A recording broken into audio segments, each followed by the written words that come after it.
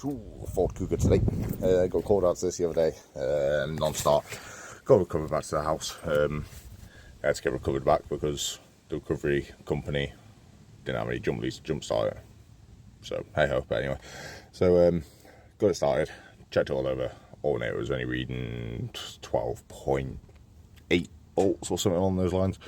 So alternator and battery. So we're just on with getting this battery out of the way. First off, we've got to get all this lump out. So there's an 8mm down there, an 8mm up there.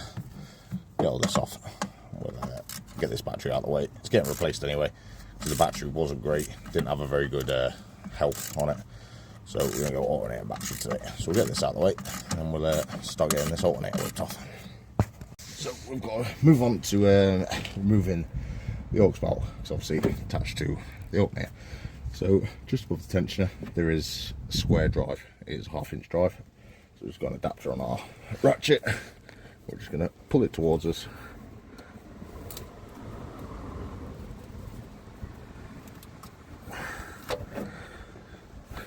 And pops up aux belt off, he says. That'll do.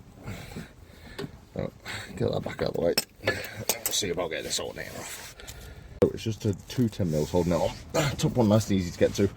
This one you've actually got to move the tension out of the way to get to the bolt. So bear with me because I've got to try and hold the tension off.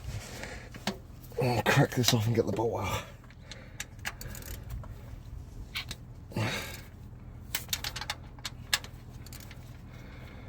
Which trying to hold the tension the whole time. A bit tough. I don't know how much you can actually see, but I'll show you once I get the alternator out what I mean.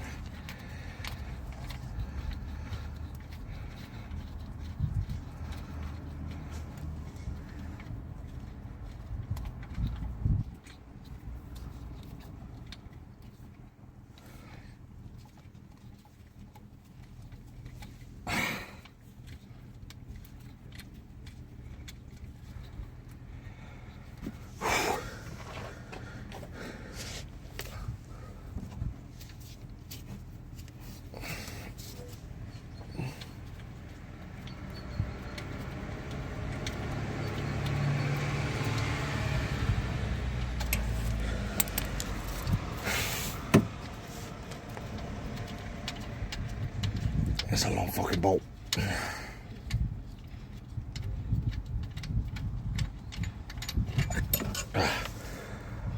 There it is. So we'll get the other one out.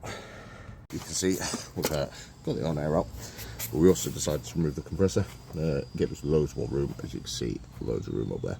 It's just a case of 1 10mm, 2 10mm, 3 10mm. This one felt like it was gonna freaking snap. A little bit of heat on it and it released it nice and easy, so not too bad. So we're going to get the new alternator pushed back up and in.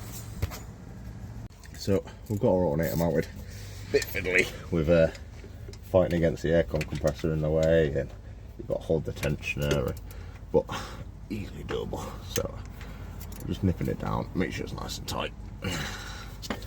This is the awkward one. Obviously holding the tension,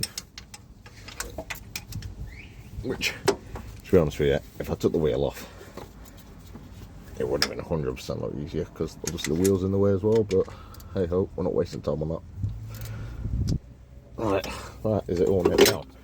So, we get our electrics back on, which is just one plug at 13mm, just situated. There's the electrics, and the 13mm sits up top, like it does on that one there. I'm going to get all that off, we'll get our air compressor, get our old battery, and we should be done. So need to get a compressor in. As you can see, we've already got it pushed up there and one bolt in. So we're going to grease these bolts because they weren't great to get out. So most important thing is the shoulders on there, because they get caught up on that, and then along down the threads. Grease them, get them in. So that is everything back on. Compressor's all back on, all nipped up, all greased up, all electrical plugs. Our alternator is all on nice and done. And our aux belt is on. So don't forget to write a diagram for the aux belt. I forgot. I normally do it religiously. This time though I didn't think I was going to have to take the aux belt all the way off, but I did. And I forgot to write it down. So if you need to know, there's the layout. I hope that's clear enough for you, for anyone who forgets. But I mean, we're alright. I've got we're in Haynes Pro and stuff, so it does have diagrams on there. and you'd probably find it on the internet. So we're going to get our battery on and give it a test.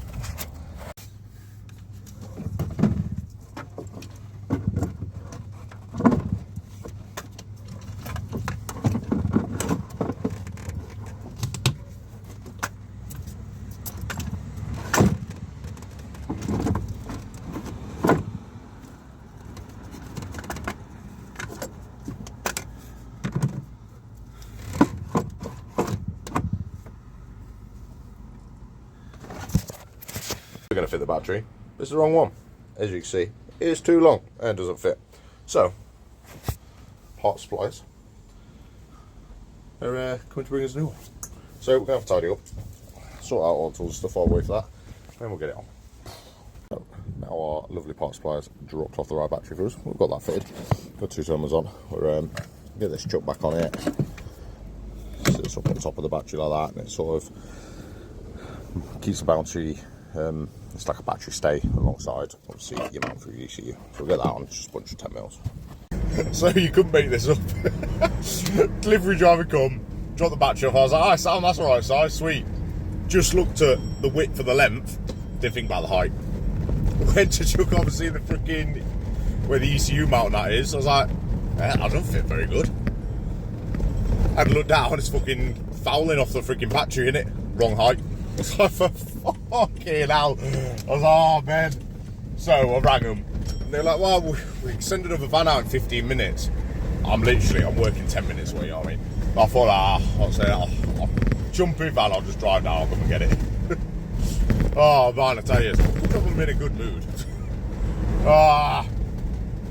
But this job should be done ages ago now. Should be done an hour ago. And it's getting late. I've still got a service to do now. So I'm gonna run off, get this battery, and I'll show you when I'm putting the correct one on. We have the right battery, all fitted and everything. We're just testing the alternator, make sure it's charging, and it's charging perfect. So, that's the alternator battery on this Ford Kuga Eco Sport thing. I'd say it's Ford Kuga, but everyone in the part shop says it's just listed as Eco Sport, but it is. So yeah, that is done, dusted, off.